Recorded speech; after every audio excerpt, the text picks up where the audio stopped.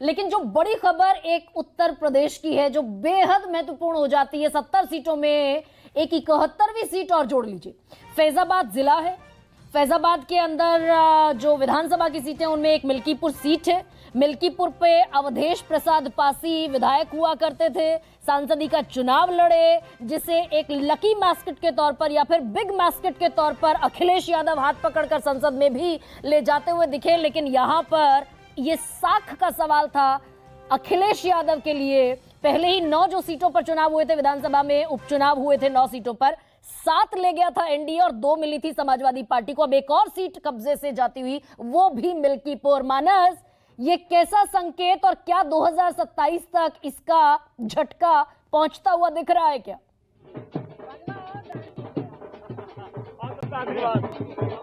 देखिए, पहले तस्वीरें दिखाते हैं क्योंकि 2024 के लोकसभा चुनाव के बाद जो सन्नाटा था वो सन्नाटा टूटा, वो म्याजी छट गई है। बहुत जमाने के बाद यहाँ पर ढोल नगाड़े बज रहे हैं और नाचते गाती हुई महिलाएं और कार्यकर्ताएं आप देखिए नजर आ रही है। और सुबह से जब से तय हुआ कि ये 60,000 से ज्यादा की फर्क हो चुकी थी, उसके बाद से ही यहाँ पर जश्न का माहौल है। उसी वक्त से होली खेली जा रही है यहाँ पर। मानस आपकी आवाज जरा दुरुस्त करा दूं पहले मैं, एक सेकंड। मानस, आपकी आवाज दरअसल डिस्टर्ब्ड है। Let it be rectified, I will come back to you. मैं वापस लौटती हूँ। संजीव, ये जो दिल्ली का इलेक्शन है, मैं दिल्ली पर, लेकिन दिल्ली से पहले एक मिल्कीपुर पर भी रिएक्शन दे दीजिए जरा। ये तो अपसाइड डाउन होता हुआ मिल्कीपुर का उपचुनाव दिख रहा है पूरी तरीके से। देखिए, मिल्कीपुर के उपचुनाव को लेकर के ऐसा लगा जैसे कि चुनाव से पहले ही समाजवादी पार्टी हार मानने से लगी थी और उन्हें ये लग रहा था कि बाई इलेक्शन राज्य सरकार लड़ती है और हमेशा जीतती है। ये वाली कहानी मिल्कीपुर में तो कम से कम सफल होगा ही, क्योंकि उसके बाद हमने देखा पार्लियामेंट में कैसे उन्होंने एक सफ़ेद कपड़े को लेकर के उसके ऊपर इलेक्शन कमीशन लिख करके वो प्रदर्शन जो किया, उसमें करीब करीब तय हो गया कि मिल्कीपुर चुनाव वो नहीं जीतने जा रहे हैं। ज़्यादा बड़ी उनके लिए जो संदेश ज़्यादा बड़ा है वो ये है कि कांग्रेस को जिस तरह से हल्के में लेकर के यहाँ दिल्ली में आम आदमी पार्टी ने एक बहुत बड़ा झटका लिया है। क्या वो इस तरह का जो नैरेटिव बनाया जा रहा था समाजवादी पार्टी और आरजेडी, इन दोनों कैंप्स में, कि अब इनकी कोई महत्ता रह नहीं गई है? तो आप अभी से कुछ देर पहले शायद मानक पूछ रहे थे कि कौन फील कर रहा होगा, खुशी ज़्यादा होगी कांग्रेस को कि गम ज़्यादा होगा भारतीय जनता पार्टी एक और जीत गई? यकीनन उन्हें खुशी ज़्यादा होगी, क्योंकि उनके लिए ज़्यादा बड़ा एग्जिस्टेंशियल प्रॉब्लम हो गया था।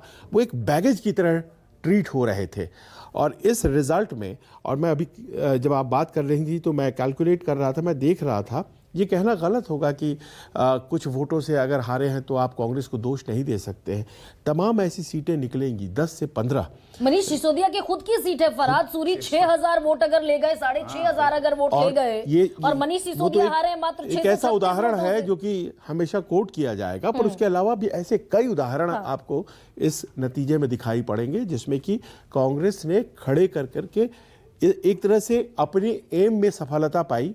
उन्होंने, इस बार तो उनकी सरकार बननी नहीं थी, सब जानते थे, तो उनकी सफलता ये थी कि उनकी वजह से आम आदमी पार्टी की हार हो जाए। और कम से कम वो एग्जिस्टेंस आम आदमी पार्टी का खत्म हो जो कांग्रेस की जमीन पर खड़ा हुआ था। बिल्कुल, वो एग्जिस्टेंस खत्म हो। और ये ऑप्शंस कांग्रेस के लिए खोलता है, क्योंकि देखिए, विपक्ष की राजनीति करते करते आम आदमी पार्टी कोई बड़ी बनी हो ऐसा तो है नहीं।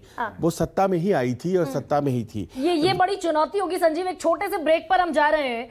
ये जो संजीव पॉइंट कह रहे हैं कि आम आदमी पार्टी जब से इंसेप्शन हुआ, उद्भव हुआ 2012 से, तब से लगातार सत्ता में थी। अब विपक्ष में कैसे बिहेव करते हुए और अपने बेसिकली एग्जिस्टेंस को बचाते हुए कैसे दिखेंगे, क्योंकि अरविंद केजरीवाल नहीं होंगे, मनीष सिसोदिया नहीं होंगे, अलावा इसके और भी बड़े चेहरे सत्येंद्र जैन नहीं होंगे, बहुत सौरभ भारद्वाज नहीं होंगे, बहुत सारे चेहरे इस बार विधानसभा नहीं पहुंच रहे। एक छोटा सा ब्रेक हम ले रहे हैं, लेकिन फौरन लौटेंगे।